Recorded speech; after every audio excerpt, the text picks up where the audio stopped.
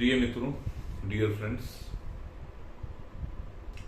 yesterday I was listening to a discourse by Osho on Sri Aurobindo, and I was amazed that Osho said that Sri Aurobindo is not a real yogi, that Sri Aurobindo was not an enlightened master, an enlightened soul. On another occasion, I read a question asked to Osho Rajneesh. And that question was that Sri Aurobindo says that there is something beyond the enlightenment of Gautama Buddha. Sri Aurobindo says that there is something beyond the enlightenment of Gautama Buddha. And Osho gave a very hilarious reply. Osho said, Sri Aurobindo knows everything about enlightenment, but he is not enlightened. Shri Aurobindo को बुद्धत्व के बारे में, आत्मज्ञान के बारे में सब कुछ पता है, बट श्री औरोबिंदो स्वयं एनलाइटेंड नहीं है।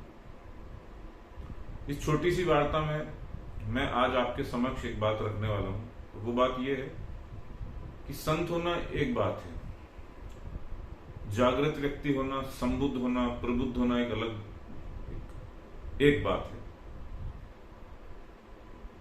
महिमा मंडित होना, लोगों के द्वारा स्वीकृत किया जाना, लोगों के द्वारा सम्मान पाना, ये एक अलग बात है। किंतु साहसपूर्वक अपनी बात को किसी के सामने रख पाना एक बिल्कुल अलग बात है। जैसा भीतर से आपको वस्तुतः लगता है, उस बात को बिल्कुल उसी प्रकार से रख पाना एक बहुत बड़े साहस की बात होती है। और यहां पर मैं ये कहना चाहूंगा कि ओशो मास्टर्स के जगत में, गुरुओं के जगत में एक शेर थे,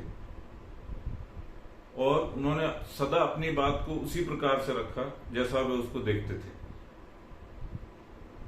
श्री औरोबिंदो के बारे में बोलते हुए ओशो कहते हैं कि जब श्री अरविंद अपने दर्शन की व्याख्या करते हैं तो उन्हें वेदांत की, उपनिषद की सहायता लेनी पड़ती है।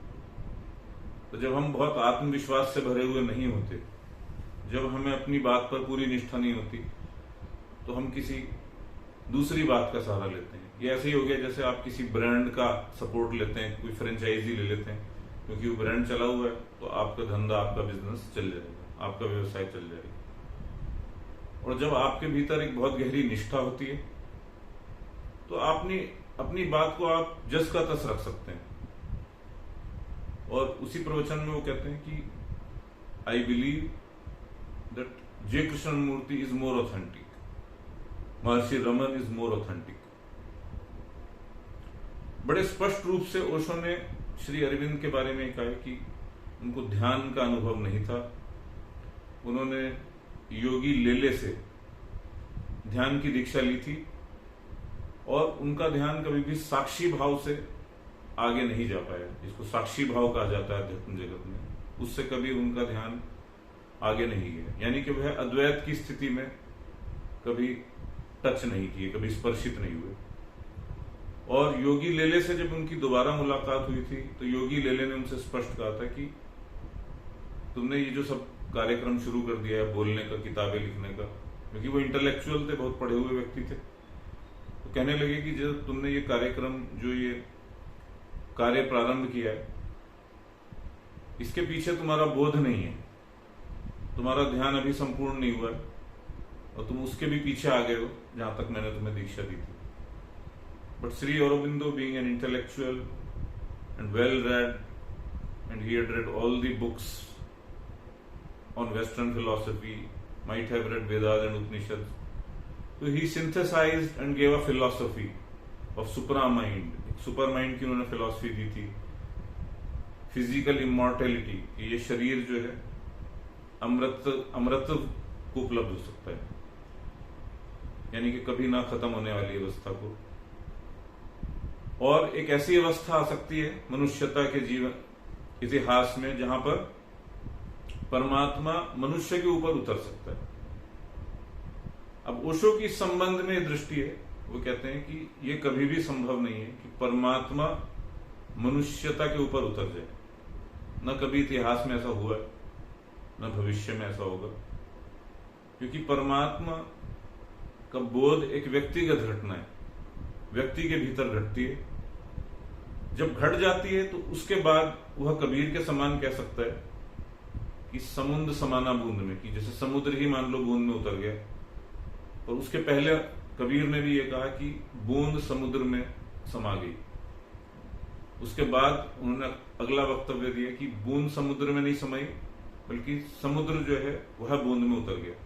किंतु फिर भी यह कबीर की व्यक्तिगत घटना है, यह समष्टिगत घटना यूनिवर्सल हैपनिंग कभी नहीं हो सकती। तो ओशो संतों के बीच में एक ऐसे व्यक्ति थे जो दूसरे गणमान्य व्यक्तियों के बारे में भी अपनी निष्पक्ष राय दे सकते थे। वे कभी भी किसी के संबंध में राय देने से बचते नहीं थे जब उन्हें उचित लगता था। उन्होंने किसी के बारे में व्यर्थ टिप्पणी भी नहीं करी। वे आलोचक नहीं थे। उन्होंने ऐसे ऐसे संतों का सम्मान किया है जिनके बारे में हम नहीं भी जानते थे। मलूक दास, दरिया दास, ऐसे संतों के बारे में जिनका नाम बहुत प्रसिद्ध नहीं है, उनका नाम उन्होंने उजागर किया। साईं बाबा का जिक्र निकाला, उनके बारे में कहानी कही। विदेशी संत, चीनी संत, पश्चिमी सभ्यता के बहुत से दार्शनिक, उन सब के बारे में बोले, खलील जिब्रान के बारे में बोले। किंतु जहां पर कोई बहुत सम्मानित व्यक्ति का भी विषय आया और उनको वो बात अपने अनुभव पर मैच करती हुई नहीं दिखी, यानी कि अपने अनुभव पर खरी नहीं उतरी उनकी वो बात, तो उन्होंने उस बारे में बिल्कुल जस का तस कहा, एज इट इज। तो इसीलिए मैं ये कहता हूं कि ओशो गुरुओं की भीड़ में एक शेर थे और उनका बड़ा स्पष्ट उल्लेख है श्री अरविंद के बारे में। और एक बार नहीं, वो बार बार ये कहते हैं कि श्री अरविंद को समाधि की परम अवस्था उपलब्ध नहीं हुई थी। अब ये बात बहुत से लोगों को आलोचनापूर्ण लग सकती है, बहुत से लोगों को निंदनीय लग सकती है। जैसे आप लोग ये वीडियो को देख रहे हैं, हो सकता है कि आपको ये बात ठीक ना लगे, आलोचनात्मक लगे, या प्रतिस्पर्धा जेलसी से भरी हुई लगे कि ओशो ने जेलसी के कारण कहा। किंतु वही ओशो कृष्णमूर्ति का सम्मान करते हैं अपार रूप से, महर्षि रमन का सम्मान करते हैं, मेहर बाबा के संबंध में भी वो बोले।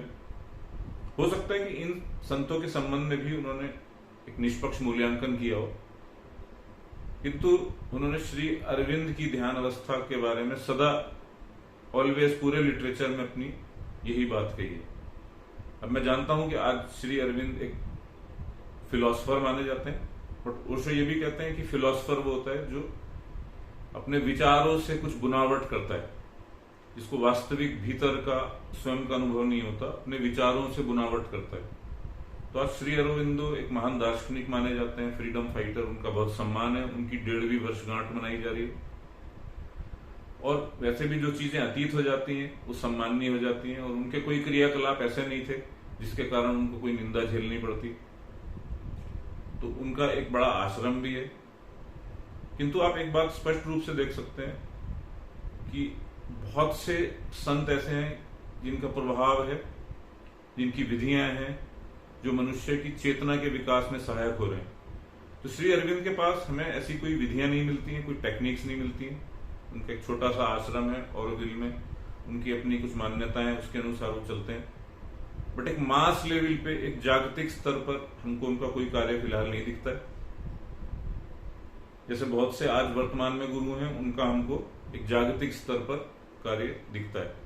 तो ये छोटी सी वार्ता मैं आपके साथ करना चाह रहा था, ओशो के विचार श्री अरविंद के संबंध में, अरविंदो घोष के संबंध में। और जिन मित्रों ने इस वीडियो को देखा, आपका धन्यवाद। और आप अपना कमेंट्स करके इस बारे में अपने विचार रख सकते हैं। धन्यवाद।